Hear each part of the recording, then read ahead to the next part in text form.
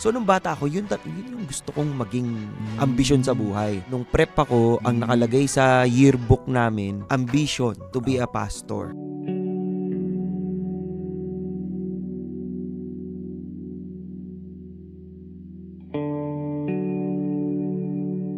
Halos lahat ng Pilipino, merong exposure sa religion yan. Alam nila yan, aware sila dyan. Pero yung totoong kilala mo siya, meron kayong intimate relationship ni God at yung buhay mo, it follows kung ano yung sinasabi ni God. Yun yung totoong kilala mo siya. Si God lang ang pwedeng magsabi kung kailan titigil ang buhay mo. Hirap ka na pero buhay ka pa rin. Ibig sabihin, may purpose pa si God. So lumaban ka. Gising ka ulit, ilaban mo ulit. Tulog ka, pagod ka, tuyot ka, gising ka ulit, laban ulit. Hanggang sa marating mo yung puntong yun na sinasabi ni God, anak, ako na to. Kasi makikita mo yan eh. You fix your eyes on Jesus. Kasi sa panahon na yon, kapag putuningnan ninyo si Jesus at kanyang mga pinagdaanan to save us all from our sins, you can let go of all the encumbrances, the sin that so easily entangles you, and it allows for you to run with perseverance. Parang feeling ko I'm so blessed, no? Kasi kasama ko ang isang pastor, servant ni Lord. Parang iba yung feeling. Parang feeling ko blessed ako, parang ang bait-bait ko. Ganun ba yon? Christian ka na ba talaga noon or nagsimula ka bilang Catholic? Bali, nagsimula ako bilang fetus. Prep, grade 1, Oh. grade 2. Ang pinoproblema ko talaga, asawa. Naalala ko yung una kong naging girlfriend nung grade 1, bala kong pakasalan. Pag pumasok kasi tayo sa relasyon, mga kapatid, no, kailangan it's a constant getting to know each other. Pag tinatanong ko yung tatay ko, anong pipiliin mo? Mahal mo o mahal ka? Ang laging turo ng tatay ko, piliin mo yung mahal ka. Ang mindset ko, pag pumasok ng relasyon, pang forever. Talagang nakatodo ko. Kahit bata pa, nakatodo talaga ako. Ginigising na ako ni Lord eh. Meron na siyang mga ini-implant sa aking mga konsensya eh. Kasi sisimba pa rin ako pag linggo. Tapos nare-review ko ako eh. Parang, anong ginagawa mo, Paul? Hindi matino yan. Parang pakiramdam mo, wala kang kwentang lalaki. Oo. Para feeling ko, wala ba akong tagumpay? Wala ba akong ano? Ang baba ng tingin ko sa sarili ko noon. So sabi ko, Lord, wala akong ibang chance apart from you. So please restore me. Balik ako kay Lord, iyak ako kay Lord. At doon nag-umpisa yung nakita ko na meron akong capacity to inflict pain on myself. So sa buhay ko, nakapag-attempt na ako mag-commit to take my life ng mga total of 7 times. 7? Isang beses lang na traumatic experience ang alam kong hindi ako nag-respond ng suicide. And that is when I was molested, when I was in first year high school. When that was done to me, I was so helpless. I did not know what to do. Totoo yung mga napapanood mo sa palabas eh. Yung pag kunyari may namolestya sa'yo, yung wala kang masabi. Hindi ka makagalaw. Parang ganun yung nangyari sa akin. Kikipag-break sa akin yung girlfriend ko nung bata ako. Ang solution ko is mananakot ako to hurt myself or kunyari tatalon ako sa bintana ng school. Atake na ako ng kaaway. Pinabayaan na ako ni Lord. And then spiral down to depression. Hindi ko alam na depressed na ako. Eh, hindi yun yung timeline ni Lord eh. Hindi naman ikaw ang masusunod, si Lord eh. I know Jesus is my Savior. He died for my sins. But I forgot that He should also be my Lord. And if He is my Lord, He is my Master, and it means I follow what He says. Many times, I follow what I feel. I follow what I think. Doon ako kinorek ni God.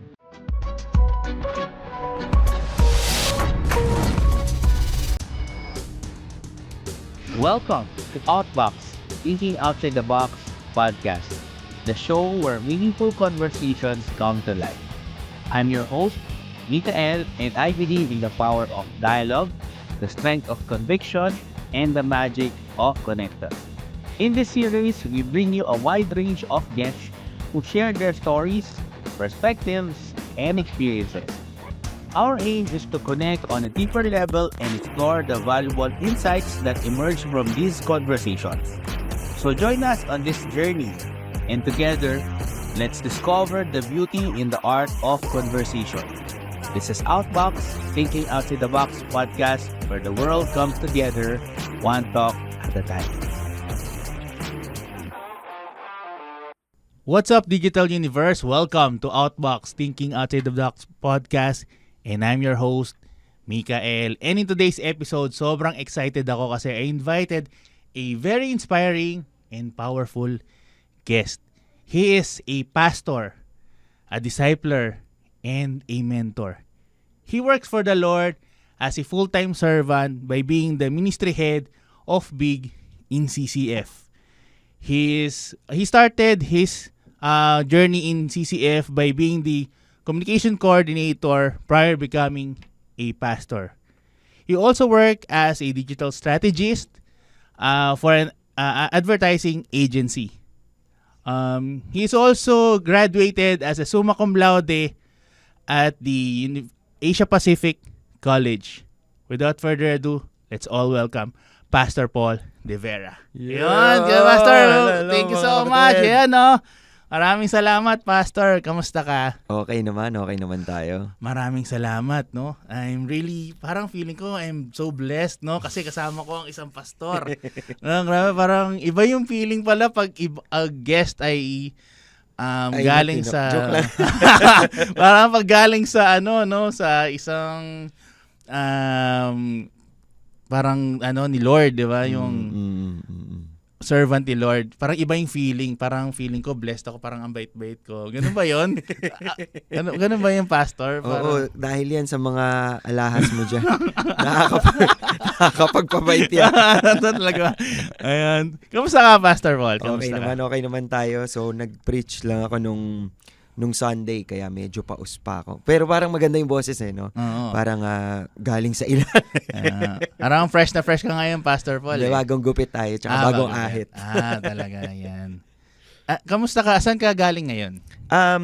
Galing ako sa one-on-one. Meron akong, syempre, sa church natin, merong mga disciples So, kadalasan yung mga disciples mo, you mentor them one-on-one.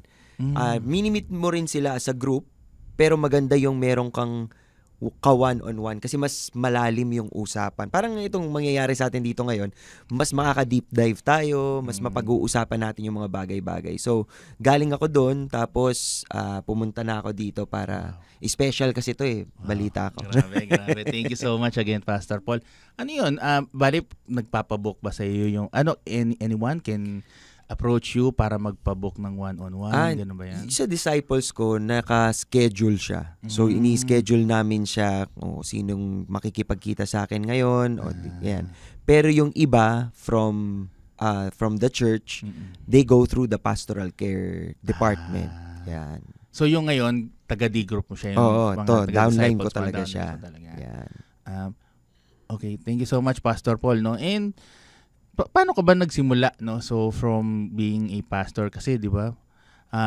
Kasi ako nung kabataan ko, naging sakristan ako. Before pa ako mapunta sa pagiging Christian, napunta sa CCF, naging muna ako, sakristan. Parang doon ako nagsimula sa pagmulat ko with Christ. No, siyempre, tayo mga Pilipino, namulat din tayo being a Catholic. And isa sa mga kinamulatan ko being Catholic is nung kabataan ko, naging sakristan ako. Ikaw ba, Pastor, nung kabataan mo ba nagsimula ka bilang Christian ka na ba talaga noon or nagsimula ka bilang Catholic? Bali, nagsimula ako bilang fetus. Tama naman, fetus naman talaga. Nagsimula ako, lumaki na ako, Christian family kasi kami. So, pero yung side ng daddy ko, Catholic. So, nakikita ko rin yung kultura dun sa kabilang side. So, minsan pag magsisimba sila ng gabi, magmimisa, or di kaya pag merong namatay sa pamilya, may magmimisa. So, doon ako familiar sa mga ginagawa nila. Pero ang immersion ko talaga sa Christian church. So, small community church. Tapos, kapag tumayo ang pastor sa harap, talagang with power with authority. So nung bata ako, yun yung gusto kong maging ambisyon sa buhay. Talaga gusto mo talagang maging pastor? Oo, nung prep ako, ang nakalagay sa yearbook namin, ambition to be a pastor. Talaga? Samantalang yung makaklase ko, nag-aambisyong mag-astronaut o police. Eventually, napapalitan din yung ambisyon ko kasi nung bata ako, yun lang nakikita kong figure of authority, pastor. Pero nung lumalaki ka, nakikita mo may iba pa palang trabaho. Diba? Tsaka medyo lumalawak yung pag-iintindi mo eh. Hindi ka lang school tsaka simbahan. Nakikita mo na meron ding ibang hobbies. No? So nagkaroon na din ako ng ibang mga plano. Pero sabihin na natin, napakabuti ni Lord na dinala pa rin niya ako dun sa original na desire to be a pastor. Oo nga, ang galing, no? Kumbaga, naging klaro rin sa'yo nung bata ka pa lang na gusto mo na talaga maging pastor at the same time, binigay din talaga sa'yo ni Lord. No? Yung kung ano yung kagustuhan ng puso mo. Pero saan ba yan, pastor? Sa small community church? Saan lugar yan? Oo, small community church. Bali, nagsimula kami. Yung una naming ina-attenda na church nandito sa Pasig, sa may Kapitolyo. Tapos eventually, nag-move kami to a community church sa Mandaluyong. Tapos andun kami ng matagal na panahon hanggang sa lumaki na ako. So after high school, tsaka kami lumipat pagdating ko ng high school, tsaka kami lumipat ng CCF. Yung CCF noon, sikat pa siya noon kasi siya yung church na nasa loob ng mall. Diba? So, tama. St. Francis or di kaya dati Mega Mall, St. Francis, ganyan. So, nandun sila sa St. Francis, dun kami nag-start mag-attend. So, ibig sabihin, noong kabataan mo rin, nakakilala ka na rin talaga kay Lord. Oo, lumaki tayo na naiintindihan natin kung ano yung ibig sabihin pag nakakilala ka kay Lord. Pero, ang issue dito, Brad, siya hindi pwedeng kilala mo lang siya sa pangalan. Diba? Yun yung challenge sa atin eh. Lalo na bilang Pilipino, halos lahat ng Pilipino merong exposure sa religion yan. So, alam nila yan, aware sila dyan. Pero yung totoong kilala mo siya, meron kayong intimate relationship ni God at yung buhay mo, it follows kung ano yung sinasabi ni God. Yun yung totoong kilala mo siya. At yun, hindi yun automatic sa akin. Kumbaga, it took me years until I finally, surrendered my life to God completely. Hindi rin pala enough na kilala mo si Lord. But you also ginagawa mo rin yung actions. Oo. Susunod ka rin kasi kadalasan yan itong sakit ng maraming tao Akala nila it's in the knowledge. Pag alam mo, okay ka na. Hindi pwede yun. Kay God, it's not just knowledge, it's living. Kailangan nakikita sa buhay. Diba? Tama. Thank you so much, Pastor. No? Ilan ba kayo magkakapatid? Ganyan din ba yung mga kapatid mo? Malapit din sa nakakilala din kay Lord? Oo. Kabataan? Oo, pare-parehas naman kami kasi lumaki kami talagang pinapag-serve kami sa Sunday school. Magagaling din na estudyante, masisipag mag-aral. So iisa ng hulma or ng ano bang tawag mo doon, ng model. Pero eventually may kanya-kanya kaming story set. Yung sa akin very specific yung naging takbo ng buhay ko, no. So it really was about the pursuit of excellence. Gusto natin palaging maging top 1. The pursuit of love, syempre, gusto natin. Hindi ko rin alam kung bakit. Ikaw ba, anong edad ka ba nagkaroon ng girlfriend? Ano na ako after college na siguro late bloomer ka pala. Late na ako. Ano na ako nun siguro focus kasi ako sa pag-aaral. So, ano na ako siguro mga 25 na siguro. So sa akin, naalala ko, prep, grade 1, grade 2, ang pinoproblema ko talaga, asawa. As in. So, naalala ko yung una kong naging girlfriend nung grade 1, bala kong pakasalan, hiningi ko yung susi ng bahay.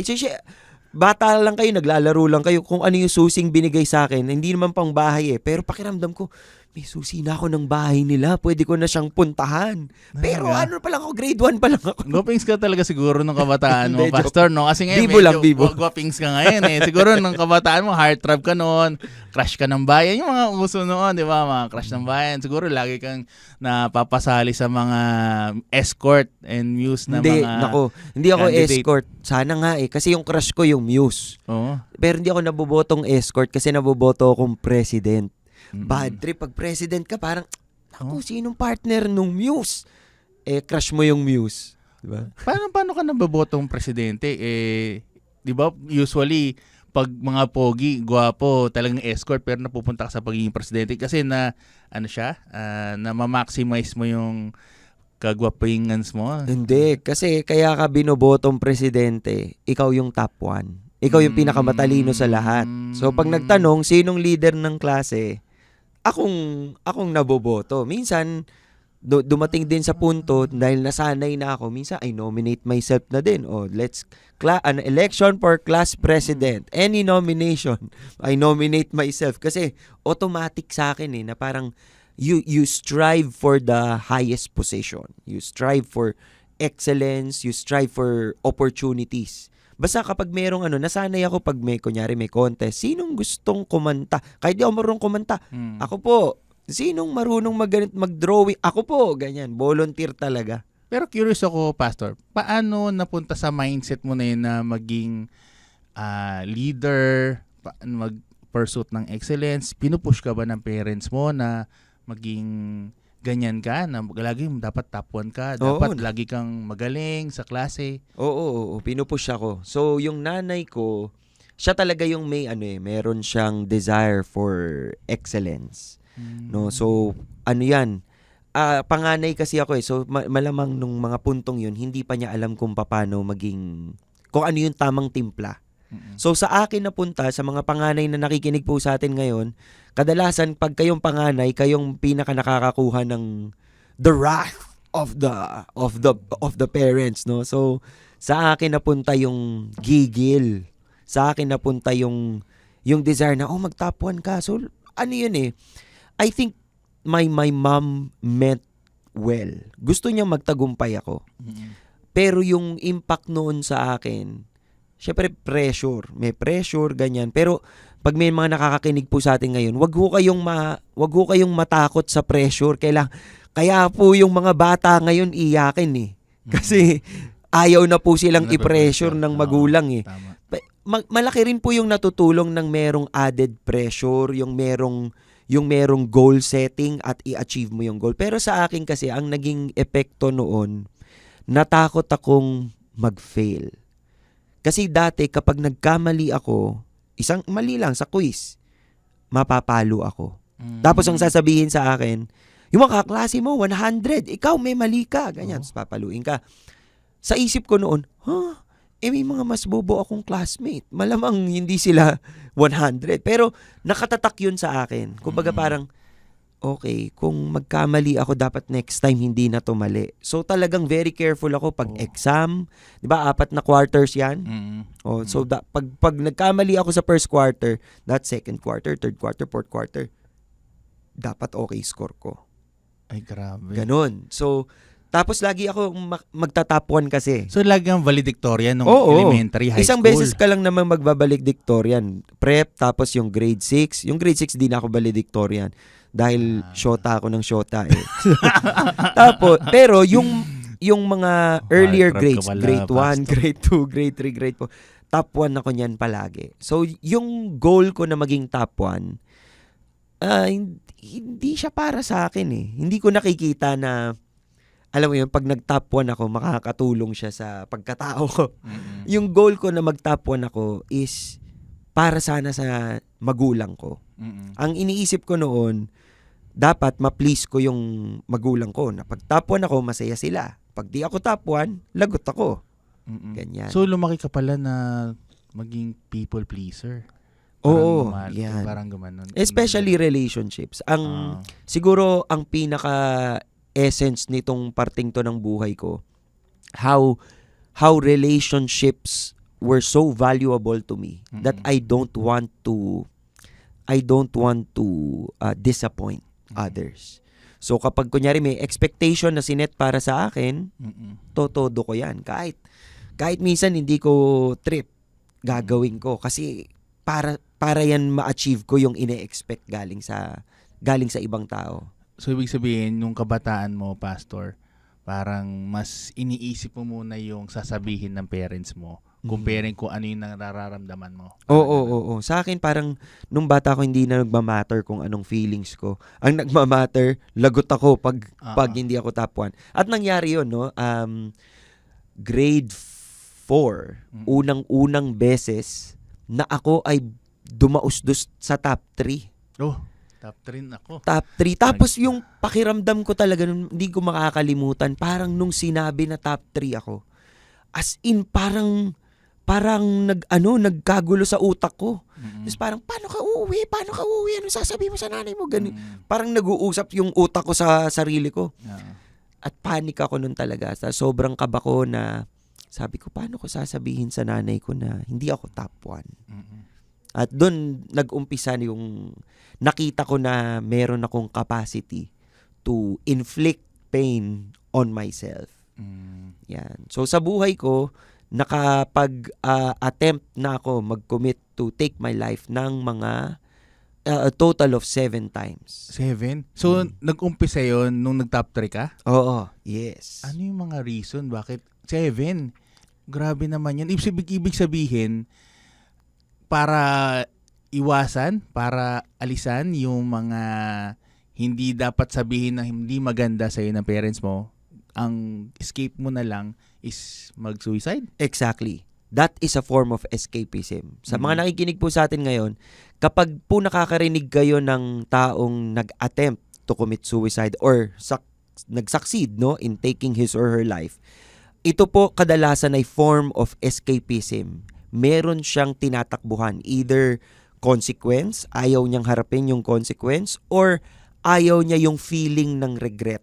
Nagkamali or may hindi nagawa, hindi niya ma-deal with yung ganong emosyon. So, ganun na nangyari sa akin.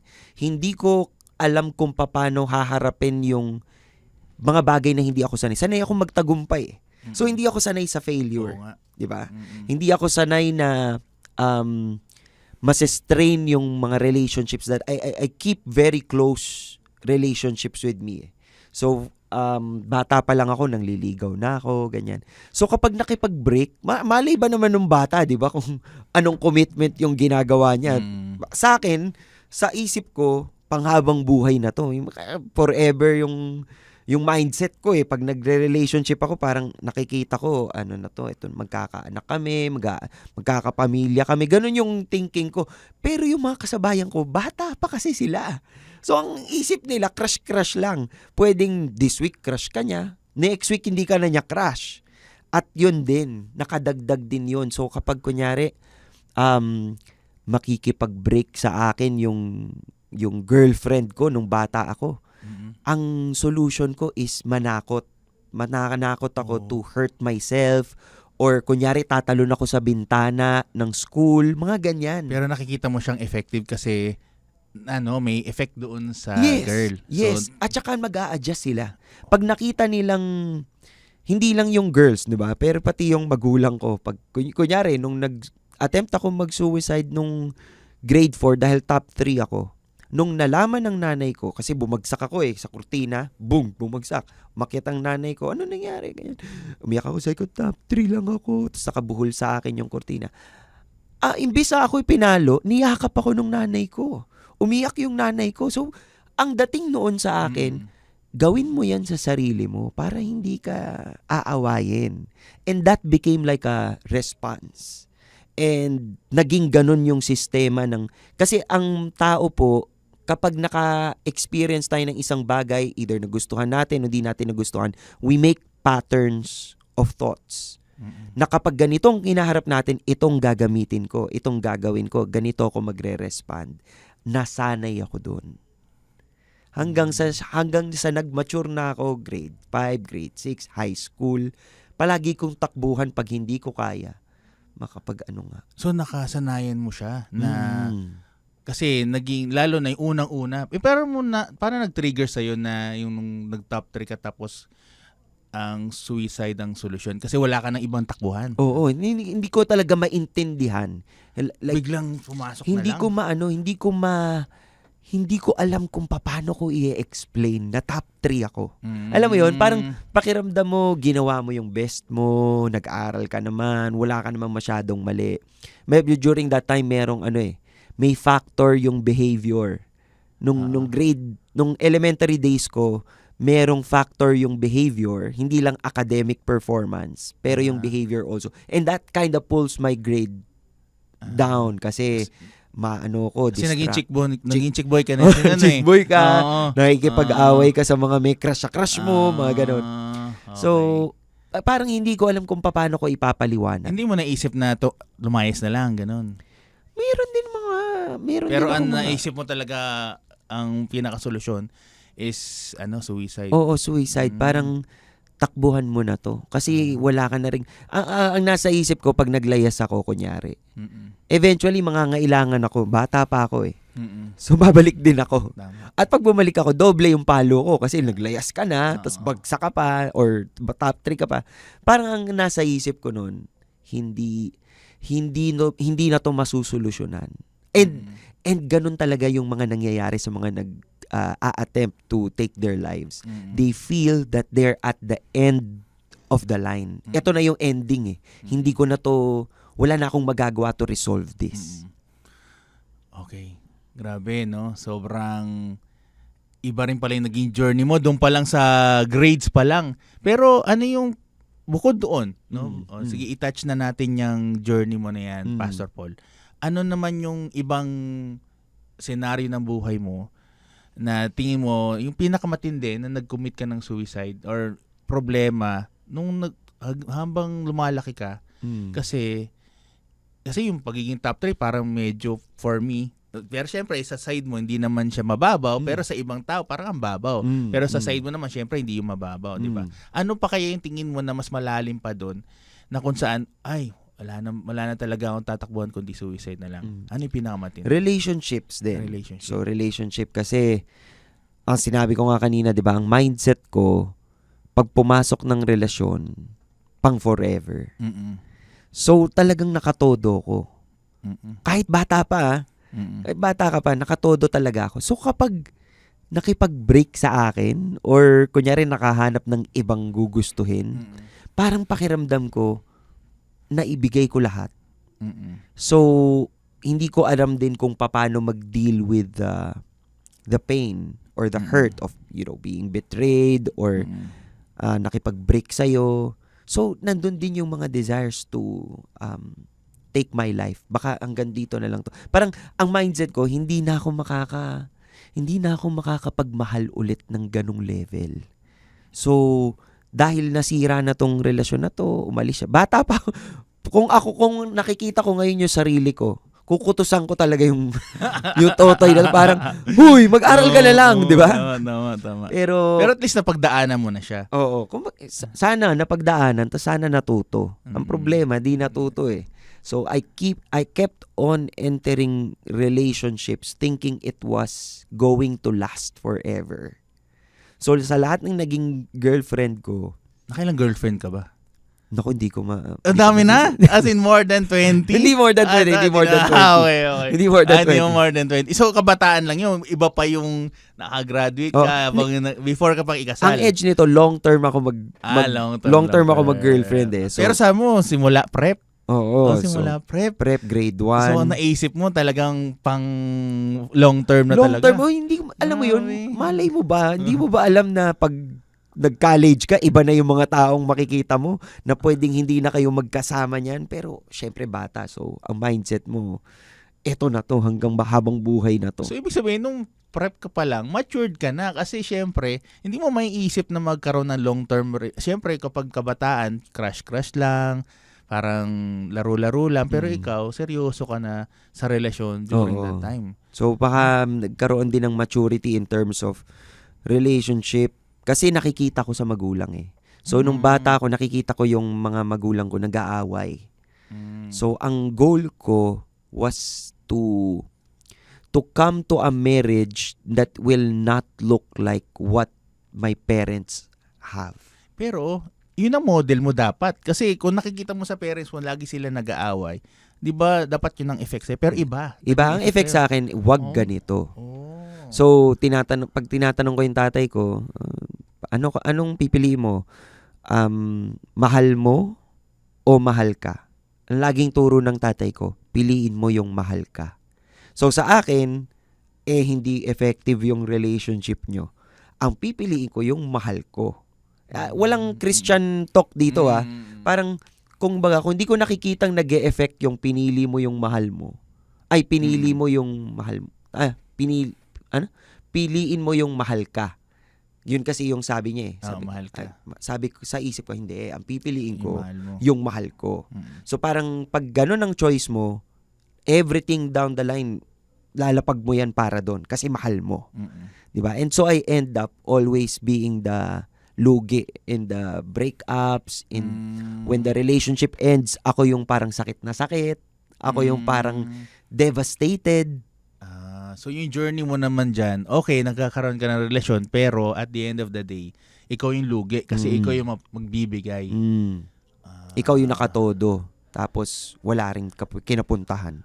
Pero Pastor, thank you so much. No? Curious lang din ako, syempre, sobrang gwapings mo. Lahat ng mga kababaihan, gusto ka. Mayroon bang instance sa school, syempre, nagkagusto naman yung mga older sa'yo, girls or mga teachers, may mga ganun ka bang instance? Wala namang older. Pero nagkaroon ako ng relationship with someone who is on the higher year. Kunyari, second year ako, pa fourth year na yung naging girlfriend ko. Merong ganun.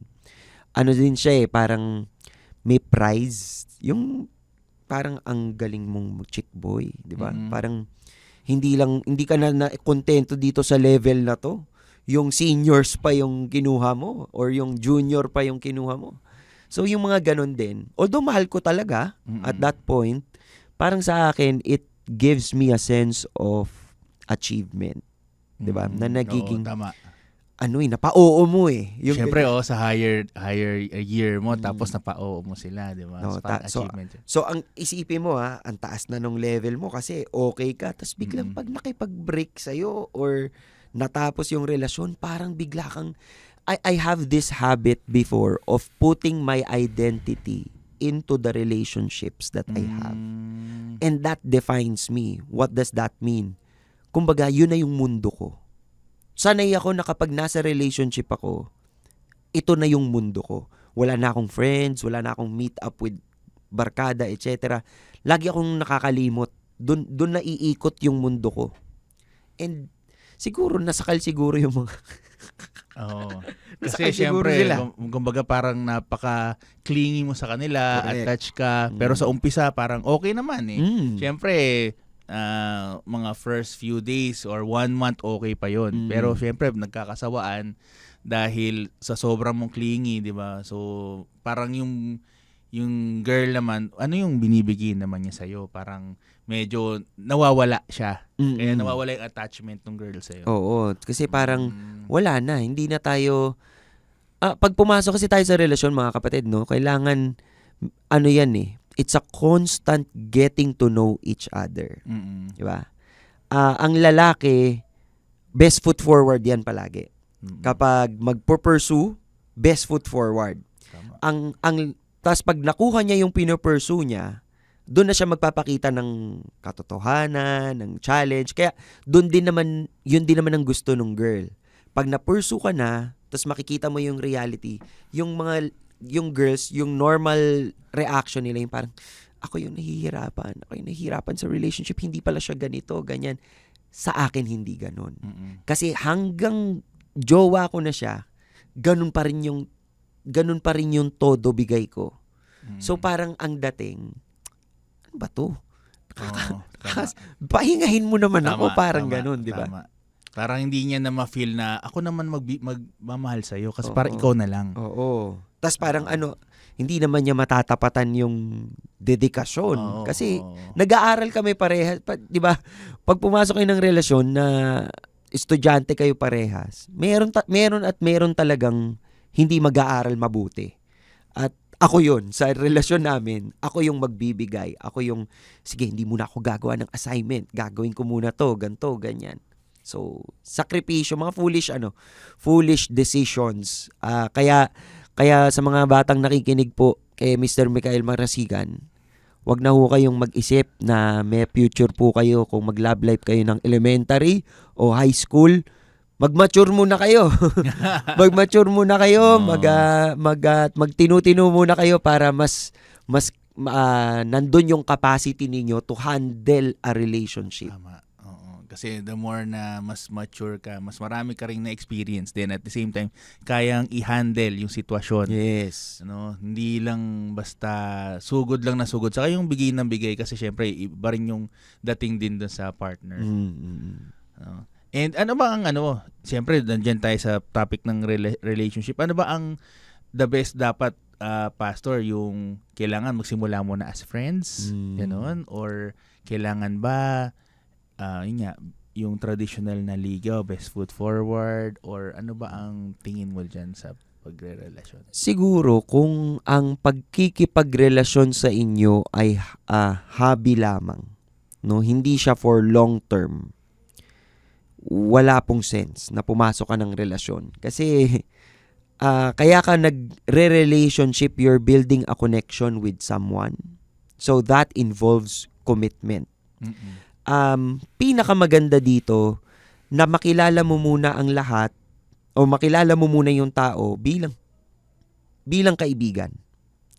Kasi bilang kaibigan, walang pagpapanggap, walang pagpe-play ng roles, walang pagpi-please ng expectations. Kumbaga, ang level natin magkaibigan, tapos nakikita mo yung qualities. So ang advisable dito for the religious context, 'di ba? Ang advisable dito is that you get to know people in the context of groups or relationships, friends.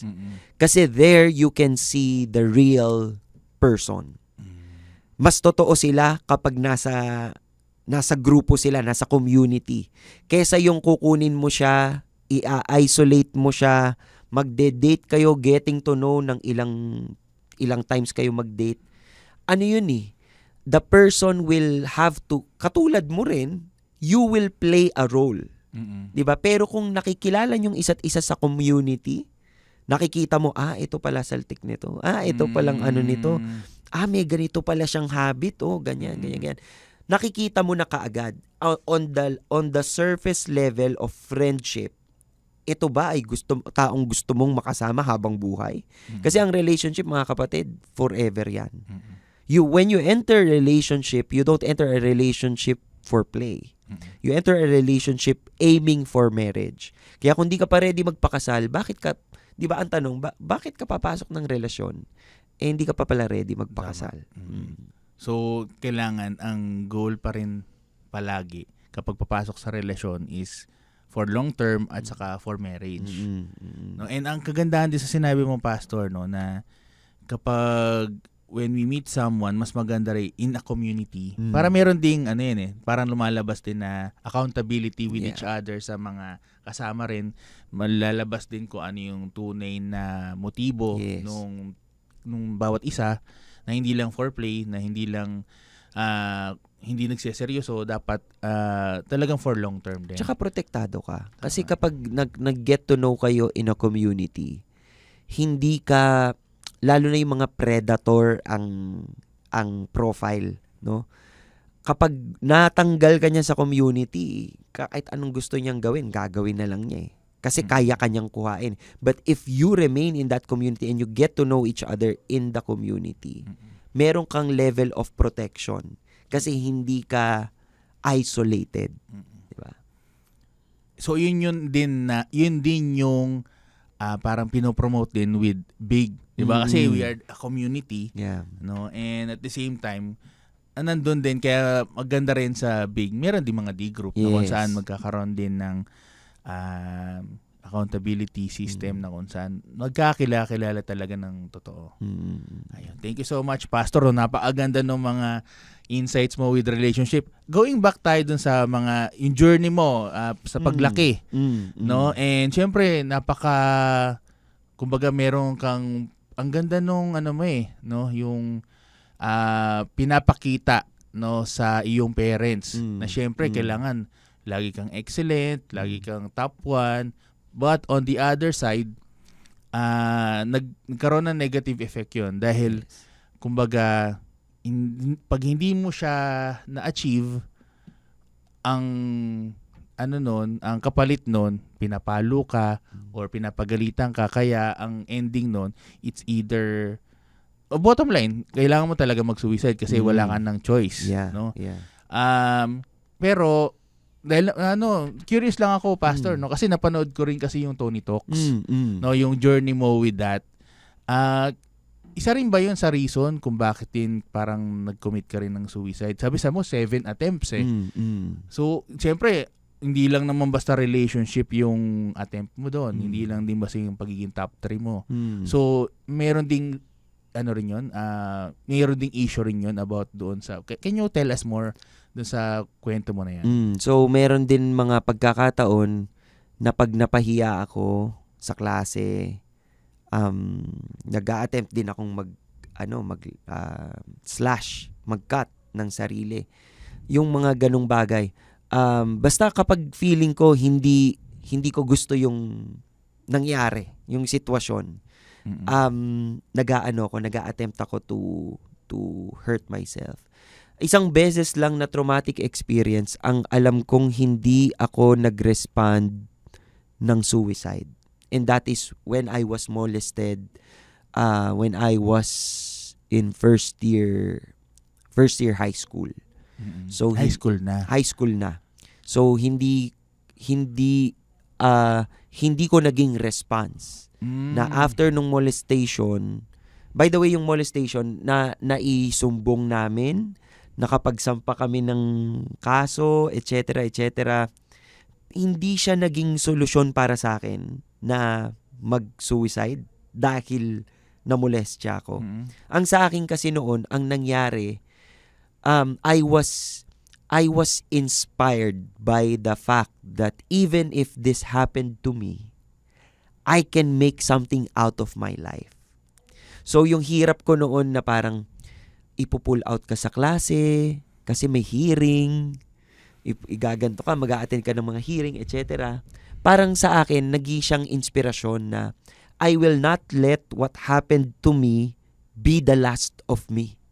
'Di ba? Parang hindi ko ibibigay yung tagumpay doon sa gumawa sa akin ng masama. So I will strive to improve, I will strive to still be successful so that when people hear about what happened to me, they will not define me for what happened to me. They will see that I was able to rise. And I was. No, nagtumutok ako sa pagiging leader. So I became more confident, speaking my mind, engaging in hindi politics engaging in yung mga election ng mga student government, hanggang sa eventually I found my worth, no, doon sa fact na kahit na molest siya, successful pa rin siya, kaya pa rin niyang mag-excel, kaya pa rin niyang maging mabuting leader, ganyan. So I really embrace that identity, no. Okay, thank you so much, Pastor, no. Pero okay lang ba ikwento mo kasi yung kwento kasi napanood ko sa mga viewers and listeners natin hindi nakapanood kito nito sa interview mo. Yun ba yung dalan ng katigasan ng ulo mo? Kasi pumunta ka doon sa event na yon na hindi ka naman nagpaalam. So, yan. Para maano natin sa mga kabataan na pag sinabi ng parents sa wag. So, ito yan. Merong science camp. Tapos, ang sinabi sa amin, magbabayad kami kung gusto naming sumama, mag-overnight kami sa Antipolo, sa bundok or something like that, or sa isang resort. Nagpaalam ako sa magulang ko, ang sabi ng nanay ko wag. Kasi first time kong mawawala sa piling nila ng ganung katagal na overnight, di nila kilala yung mga kaklase ko kasi bagong school ako ng high school, lumipat ako ng school So, para sa kanila, wag muna sumama. So, sinabi ko sa mga kaklase ko kinabukasan, hindi ako pinapayagan. Ganito na lang gawin natin, magbayad tayo. Ambagan sila. Bayad sila. Umuwi ako nung araw na yun, sabi ko, Mami, nagbayad na yung mga kaklase ko, so pwede na ako sumama. Sabi niya, sinabi ko sa'yo, wag ka sumama, ikaw bahala ka. Nag-ano ka dyan, nagpresenta ka dyan. Okay. Sumama ako. Yung pala, may dahilan pala, kaya pala hindi ako pinapasama. So, hindi ko naman din ine-expect na mangyayari yun on that fateful night. Pero, when that was done to me, I was so helpless, I did not I did not know what to do. Totoo yung mga napapanood mo sa palabas yung pag kunyari may namolestya sa'yo, yung wala kang masabi, hindi ka makagalaw. Parang ganun yung nangyari sa akin. Buti na lang, yung katent ko na kaklase kong lalaki, naging witness siya. So, we were able to file a case. May witness ako, may report, ganto ganyan. So, I really learned my lesson there. Sabi ko, dapat sumunod sa magulang Hindi, yung magulang naman, hindi ka naman sinasakal niyan dahil gusto ka lang pagtripan sa bahay or something. May rason And most especially at that age. Yung mga kaedad po natin ngayon, kung 20 plus na kayo, 30 plus na kayo, hindi, okay ka lang magdesisyon. Pero kung high school ka pa lang, kakalabas mo lang ng elementary, nasa ilalim ka ng watchful eyes ng magulang mo. And the Bible tells us na dapat nire-respect natin at ino-honor natin yung parents natin. I was so respectful until that point na I disobeyed. And I really learned my lesson. Sabi ko, maling-mali itong pinilit kong to. Oo nga, tama. Thank you so much, no.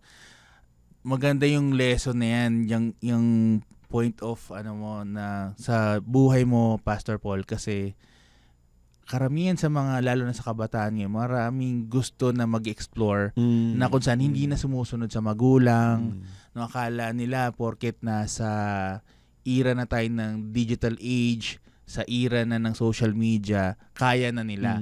Pero ang totoo, kailangan pa rin nila yung mga kabataan ng guidance pa rin ng parents. Correct. Kasi katulad yun, mommy knows best talaga. Totoo pala yung, di ba yung kasabihan, mom knows best talaga. Yes, diba? Kasi yes. mothers knows best. Kasi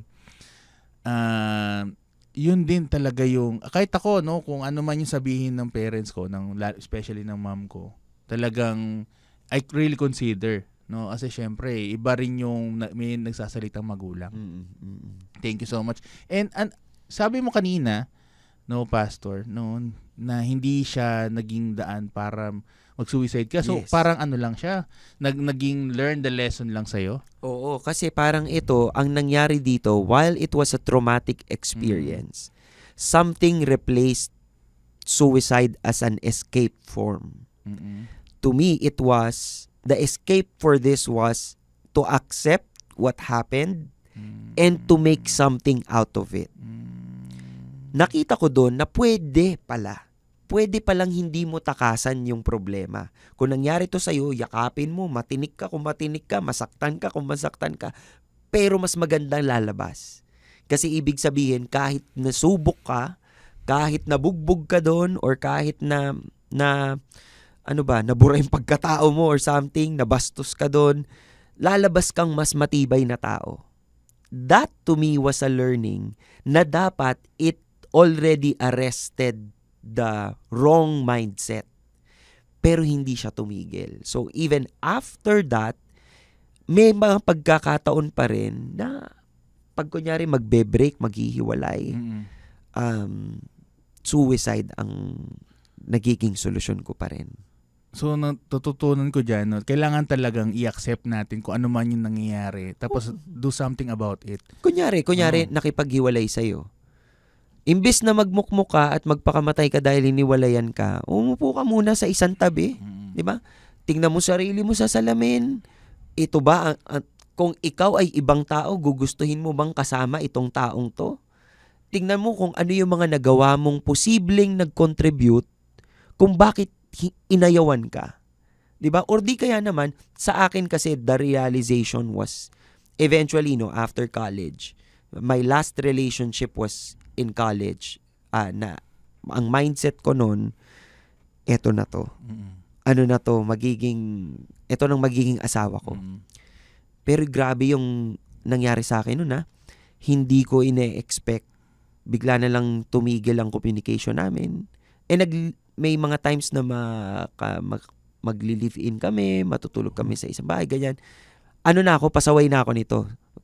Mga nakikinig po ngayon, hindi na po ako Kristiyano nung mga panahon ko. Parang parang Sodom and Gomorrah na po ito. So, ano na kumbaga ginigising na ako ni Lord Meron na siyang mga ini-implant sa aking mga konsensya Kasi nagsisimba pa rin ako pag linggo.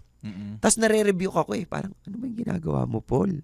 Hindi matino yan. Sa isip ko, andito na Tapos, pag alam ko na, pag nag-asawa kami, tsaka na lang kami mag-a-active. Magdi-group kami pag mag-asawa na kami, ganyan.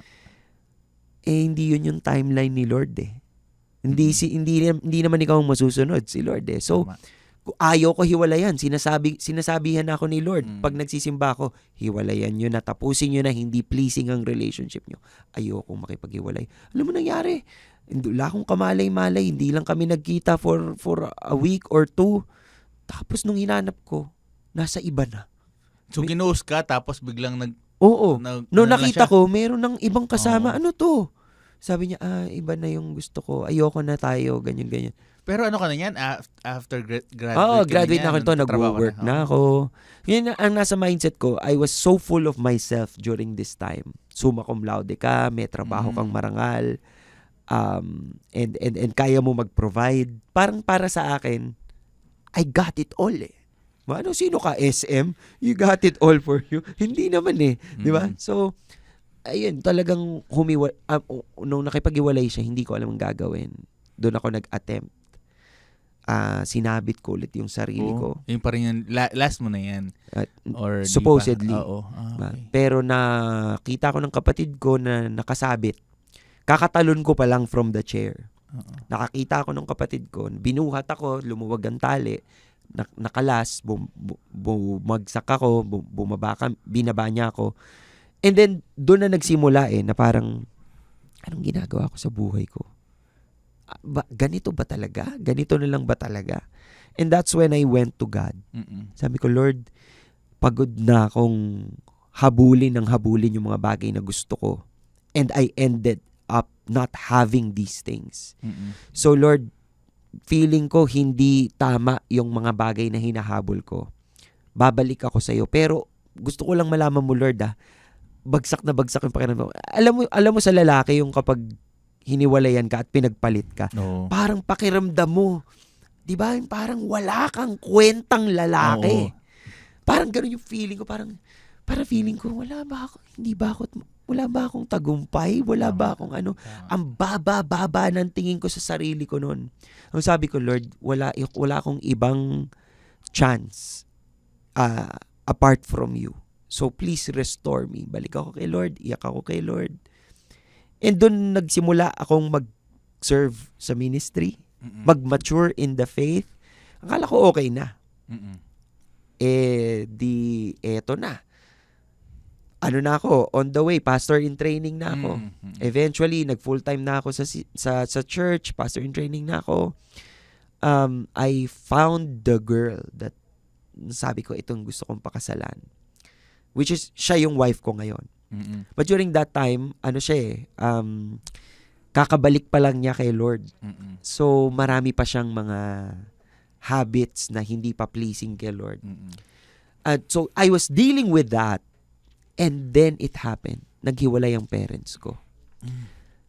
Tuwing maghihiwalay sila before, mag-a-attempt maghiwalay o mag-away, ako ang referee. Pero nung time na to, dahil I'm distracted in this own pursuit, na parang feeling ko, eto na yung forever ko. I'm at the right age, at the right time, eto na to. Nakalimutan ko yung pamilya ko. So, nagulat na lang ako isang araw, naglayas na yung nanay ko. Hiwalay na sila.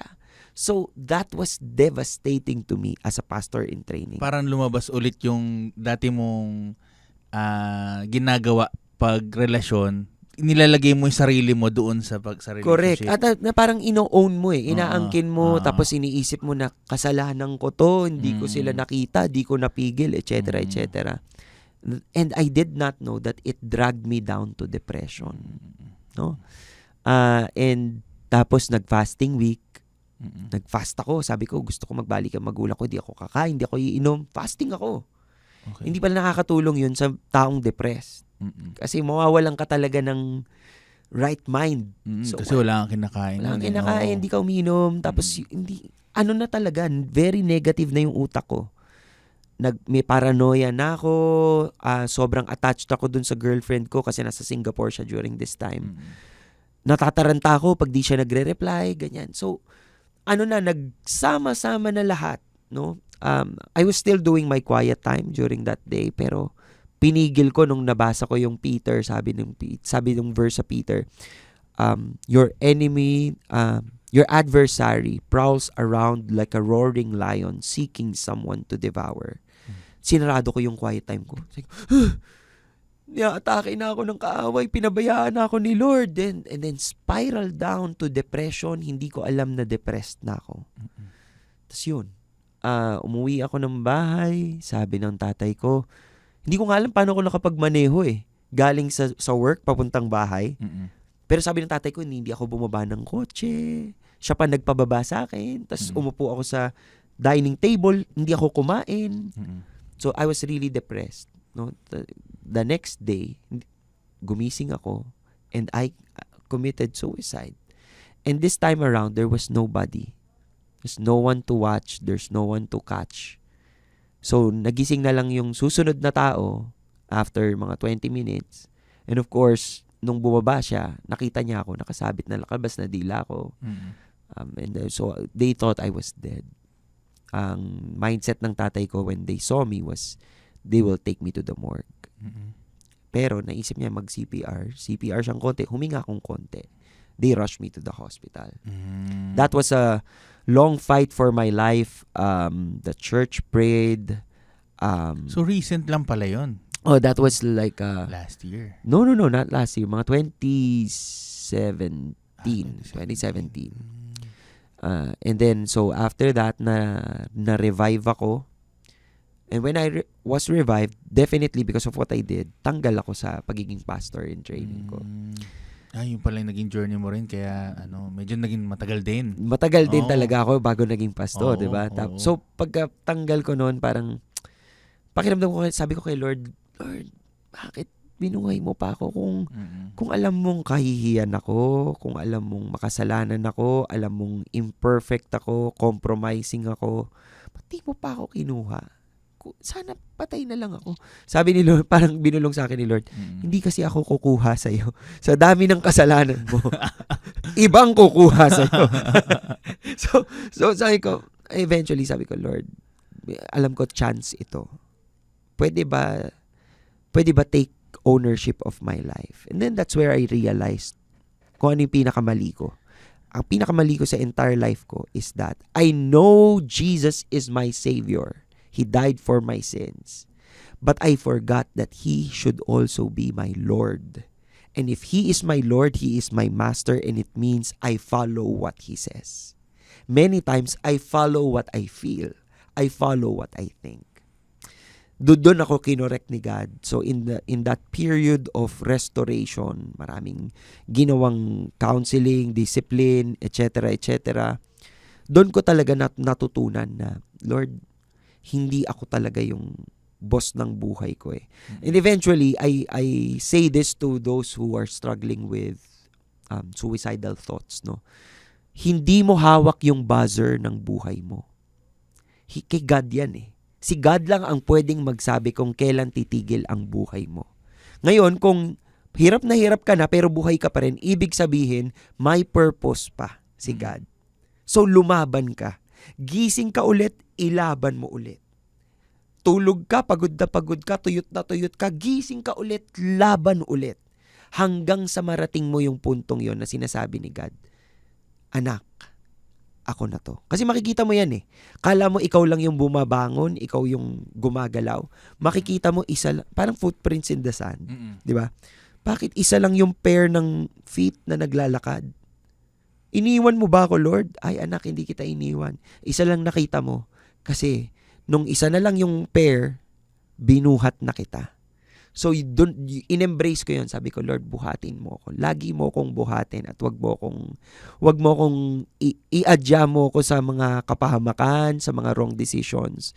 And I really surrendered to Him as Lord. And that was the story kung paano tayo ginagamit ngayon ni Lord. And talagang yun yung naging nakatulong sa'yo hanggang ngayon. Yung bit mo yung learning na yun. And Pastor, during that time, di ba, hindi ka ba seek for doctor? Mm. Hindi ka ba uminom ng gamot? Siyempre, depression, di ba? Clinically, Yes. diagnosed dapat yan. Yes, yes. Or So, ikaw lang nagsabi na, ay, depressed ako. hindi. So ito, clinically diagnosed ako. Major depressive disorder. In fact, dahil konti lang ang nagpapatingin sa Pilipinas, hindi pa ganun ka-precise. Hindi katulad kunyari pag may sipon ka, kailangan mo ng gamot sa sipon. O pag nilagnat ka, paracetamol ang iinumin mo. Sa mental health, dahil kaunti lang ang nagpapatingin, it's really parang experimentation yung dating. Ano kayang babagay sa yung medication? Ano kayang babagay na approach sa'yo? So, 2, 3 ang doktor ko noong mga panahon na yun. Meron akong Christian doctor, meron akong neuropsych. Itong mga to, sila nagbibigay sa akin yung mga gamot na kailangan ko. Pero yung healing ko talaga, hindi sa gamot ng galing eh. Kasi kailangan yan renewing of the mind. Magpapalit ka ng isip. And only God can do that through the power of the Holy Spirit. So talagang, although ininom ko yung mga gamot, tinuruan ko yung sarili ko na, teka lang, kailangan spirit-filled ka. Kailangan si Lord ang nasusunod. So that eventually after a year of medication, the medications were taken off. And I was able to live a normal life again. 'Di ba? So yun yung pinaka-importante.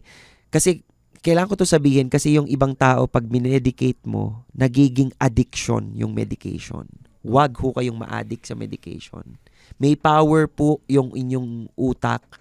So just follow what the doctor says, but do not put your confidence in the medication. You call on the name that is above all names, Jesus Christ our Lord. Siya magtatanggol sa inyo. Ganun pala yun. And, Pastor, ibig sabihin, may factor talaga na kailangan panghawakan nating faith natin kay Jesus. Lalo na sa mga ganyan, mayroong depression, may mental health issues. Yes, yes. And then you will have to fight. Kasi ang depression mo magsasabi sa yung pinabayaan ka ni God.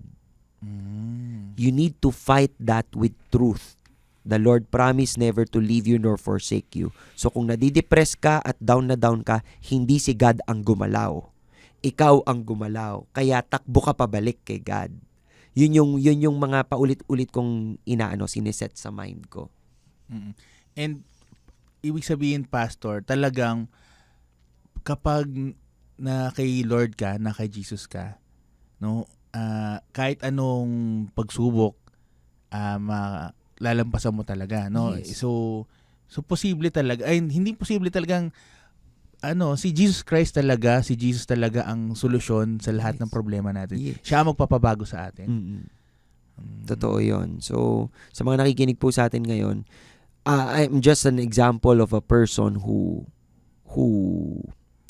ran his life his way and found out that it's going nowhere. Pero nung binigay mo kay Jesus yung buhay mo, with all the damages, with all the sad things and the not so great things, God can make beautiful things out of these kinds of stories. And I stand here before you today to tell you na kung anong kwento binigay sa'yo ni Lord, basta ang glory na pupunta kay Lord, walang yan. Hindi kayo tatablan ng lait ng tao or negativities. Kasi alam mo, si Lord ang mamamagnify sa buhay na to. Strive for that. Do your best to live for God. Diba? You do that when you commit to Jesus. And Pastor, so ibig sabihin ngayon, pagiging pastor, na let go mo na yung mga kasalanan mo, parang ganun. Pagiging pastor ba? Wala anong ginagawang kasalanan, parang ganun ba yun? Or yung past mo lang na let go mo na yan. Siyempre, na-overcome mo na. Pero yung journey mo right now, as you go along with your lives, so tingin mo, na kay Lord ka na, hindi ka nagkakaroon ng kasalanan. Ganun. Hindi. When you surrender your life to Jesus, you enter this entire period of your entire life, which we call sanctification. Dito ka nililinis ni Lord. Kahit sinong pastor, kahit si Pastor Peter pa, di ba? We are all being sanctified. So, meron pa rin tayong mga struggles, meron pa rin tayong mga nagagawang mali, meron pa rin tayong mga temptations na nahaharap, pero nilalabanan natin yon. And kasama yon sa sanctification. Ibig sabihin, hindi porket binigay mong buhay mo kay Lord, maganda ng takbo ng buhay mo. Sabi ni Jesus, in this world, you will have troubles, but take heart, I have overcome the world. So, Jesus is your overcomer. Pero ikaw mismo, decision mo yon every day. To stand on what is right, to not give in to temptation, to avoid sin, diba? To live lives that are pleasing to God, and you can only do that through the power of the Holy Spirit. So, I would tell you and everyone else listening, my life is still a work in progress. Pero Pastor, nung mas effective ba mag-turn around talaga into 360 ang buhay natin kapag let's say umatin sa mga church like CCF for example, and lumapit ka kay Lord, talagang it's really effective. Ma-feel mo talaga yon. So, kokorek muna kita. Kasi pag nag-360 ka, bumalik ka lang sa dati. Bumalik ka, okay. Mali pala. 180 lang pala. Sorry. Mali pala yung math. Okay. 180. So, 180, totoo talaga yon. Kapag part ka ng community, people, you get to live your life along with people who are also living their lives in accordance to God. Kaya very important yung discipleship. And sa church natin, talagang yun ang priority. The priority ministry is discipleship. So even in big singles ministry, we put people into small groups so that you live your life as if hindi ka mag-isa. And you see that God is at work in the lives of these people in as much as He is also at work in your life. So, tingin mo, Pastor, everyday talagang connected ka lagi with the Lord or feeling mo nadidisconnect ka rin? Mayroon kang times na nakakalimutan mo rin. Ngayon, as a pastor ka na ngayon? Well, every day I do my quiet time. I spend time with the Lord. I wake up very early in the morning, read His Word, meditate. Ano yan, 4 o'clock, 3 mga o'clock? 5 a.m. And then, matatapos yan before I get to work ng siguro mga 8 o'clock, 8:30. Then, I start working. So, that entire time of spending it with God and His Word, it allows transformation. And it also fuels me for the temptations ahead. Meron kang panlaban. You have a weapon to wield. Diba? Kapag nakaharap ka ng kaaway, ito yung Word ni God. Ito yung commitment ko, ganyan. So, yun ang iyong protection in that journey. Pero meron din bang siyempre, curious lang ako, Pastor, no? Siyempre ngayon, pastor ka na. May nagsasabi pa rin ba sa'yo ng tama or mali sa mga ginagawa mo? Siyempre, kumbaga, ikaw na yung nilulook up namin. Kumbaga, meron ba ibang tao rin ba na nagsasabi pa rin sa, mali yan, Pastor Paul, mga ganun. So, meron pa din. At saka, ang maganda sa church natin, even the pastors are accountable to someone. So, hindi pa pwedeng, kasi ang mindset natin, pag pastor, siya na, desisyon na niya yan lahat. Si God nang direktang kausap niya, hindi. Sa atin, we are accountable to others. So, merong check and balance yan. Kaya maganda rin kasi you are kept in check. Ang grabe, no, Pastor, sobrang nakaka-inspire yung journey mo. Grabe, simula pagkabata. From pagkabata pa lang talagang klaro na sa'yo, no? Na maging pastor. And right now, nakuha mo na talaga siya kasi binigay sa'yo. Pero along that journey, hindi siya perfect. Yes. No? Talagang pinagdaanan mo muna yung mga challenges, mga sacrifices, and siguro you learn the hard way. Yep. Na kung saan hindi mo rin naman talaga siya kagustuhan, pero binigay sa'yo ni Lord para matuto ka, para maging ready ka kung ano ka ngayon. Yeah. Sobrang nakaka-inspire yun, Pastor. Sobrang happy rin ako. You said yes to this podcast. Any last word mo, Pastor, sa amin na maibibigay na kung saan, lalo na sa mga viewers and listeners natin ngayon, na kung saan merong pag-asa pag lumapit tayo kay Jesus? Yun. Lagi niyo pong tatandaan kung sakali mang dumating kayo sa point na ang pakiramdam po ninyo ending na, no? You fix your eyes on Jesus. Kasi sa panahon na yon, kapag po tiningnan ninyo si Jesus at kanyang mga pinagdaanan to save us all from our sins, you can let go of all the encumbrances, the sin that so easily entangles you, and it allows for you to run with perseverance yung race na tinawag niya para sa iyo. Paano mo yun magagawa? You fix your eyes on Jesus, the author and perfecter of your faith, who for the joy set before Him, siya rin He endured the cross. He endured yung paghihirap na yon, knowing full well na ang hopes niya is that those who look to Him will come to a point of salvation, di ba? And those who come to a point of salvation will live lives pleasing and honoring to Him. Ilagay niyo po ang inyong pag-asa kay Kristo and follow Him as He leads you on.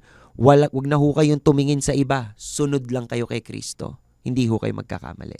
Yeah, thank you so much, Pastor. Follow Jesus, seek the kingdom of God, and lahat ng blessings, lahat ng tamang daan mabibigay sa atin ni Jesus Christ. Ayun, sige, thank you so much. Maraming salamat, Pastor Paul.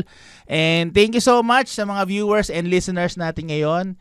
If you found value in this episode, please follow, subscribe, comment, like, and share, and click that notification bell para updated ka sa mga bagong upload natin on YouTube, Spotify, TikTok, Facebook, Instagram, and LinkedIn. Marami pa tayong pag-uusapan sa mga susunod na episode. This is Outbox, Thinking Outside the Box podcast, where the world comes together, one talk at a time. See you in our next episode. Thank you so much. Ayun, thank you so much, Pastor.